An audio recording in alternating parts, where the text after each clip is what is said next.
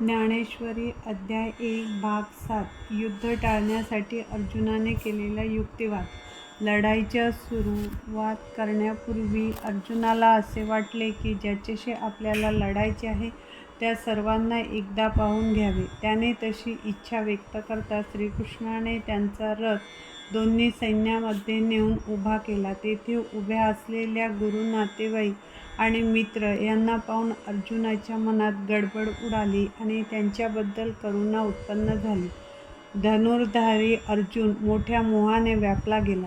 त्याच्या अंगी असलेले धैर्य खचले आणि त्याचे हृदय करुणेने पाझरले. तो खेदयुक्त होऊन कृष्णाला म्हणाला, या नातलगांशी युद्ध करायच्या विचाराने मला कसेसे होत आहे. या सगळ्यांना मारून राज्य मिळवायची ही गोष्ट मला मान्य नाही. लोभाने नासती बुद्धी, त्यामुळे हे न पाहती मित्रद्रोही कसे पाप, काय दोष कुलक्षयी. परी हे पाप टाळावे आम्हा का समजू नये. कुलक्षयी महादोष कृष्णा उघड पाहता.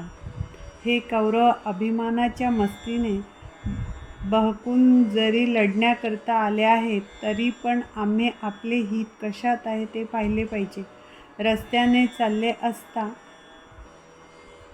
असता अकस्मात सिंह आडवा आला तर त्याला चुकवून जाण्यातच आपले हित आहे.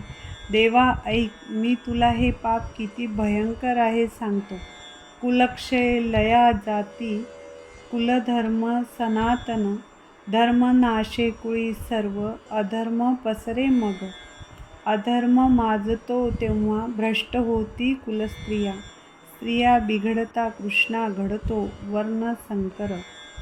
ज्याप्रमाणे लाकडाचे लाकूड घासले असता तेथे अग्नी उत्पन्न होतो आणि तो भडकला म्हणजे सर्व लाकडांना जाळून टाकतो, त्याप्रमाणे कुळामध्ये मत्सराने एकमेकांनी एकमेकांचा वध केला तर त्या महाभयंकर दोषाने कुळच नाशला पावते.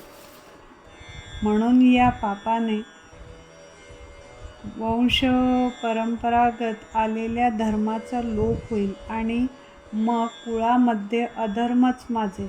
ज्यावेळी कुलक्षय होतो त्यावेळी कुळात पहिल्यापासून चालत आलेल्या धर्माचा लोप होतो.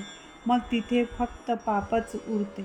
ज्यावेळी इंद्रिय व मन याचा विग्रह होतो त्यावेळी इंद्रिये स्वैर सुटतात आणि मग सहजच कुलीन स्त्रियांच्या हातून व्यभिचार घडतो. वर्ण संकर होऊन जाती धर्म मुळापासूनच उखडले जातात. संकरे नरका जाय, कुलविध्वंस ते कुळ.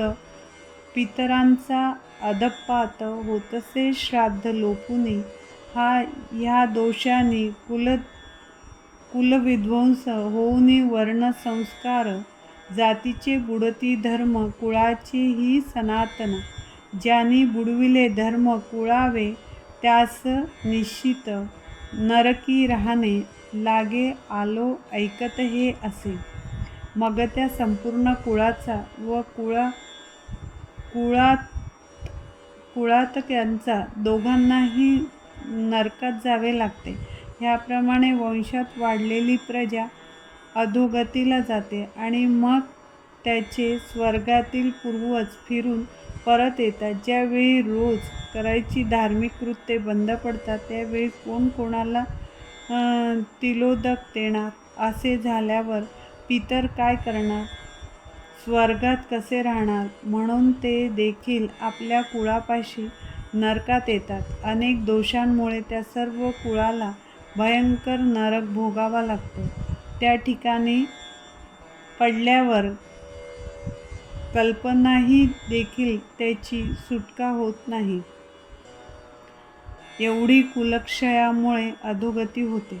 अरे रे, केवढे पाप आम्ही आरंभिले असे. लोभे राज्य सुखासाठी मरावे स्वजनास जे. त्याहुनी शस्त्र सोडूनी उभा राहीन ते बरे. मारोत मग हे युद्धी शास्त्रांनी मज कौरव. अर्जुनाच्या ह्या युद्ध न करण्यासाठीच्या युक्तिवादाचा देवाच्या वर काहीच परिणाम झाला नाही. ते पाहून आपले म्हणणे पुढे रेटत अर्जुन म्हणाला, देवा, ही माझी नाना प्रकारची बोलणी कानाने ऐकतोस, पण अजूनपर्यंत तुला युद्धाची शिसारी येत नाही. तू आपले हृदय वज्रासारखे कठोर का केले आहेस? ज्या शरीराकरता राज्यसुखाची इच्छा करावयाची ते शरीर तर क्षणभंगूर आहे, असे कळत असतानाही अशा या घडणाऱ्या महापातकाचा त्याग करू नये काय?